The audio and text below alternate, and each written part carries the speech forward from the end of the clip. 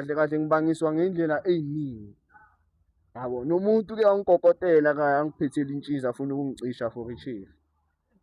Yayibona leyo nto. Kusho ukuthi ngiphuma ukuyosinda kwezinye izinto lapha endofaka ukuze ngibalekele i-Freedom Park. Yangithola. Man, ngiyafika e-Freedom Park ngizodlala e-Freedom Park. Ngithe nginabo ma-2 weeks. Nazi iy'ntwana ey'ncane ezifuna ukungichansela. Angizazi. Yayithola khona e-Freedom Park.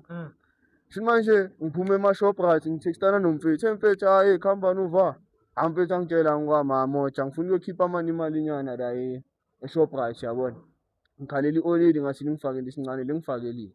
Ngifuna ukushaya ibhiyanyana si-relax ngibone kuzoyenzakalani amamoja. Singasahlangani nomfethu asisatholananga emafonini ngigcina nginyuka ngiyi-1.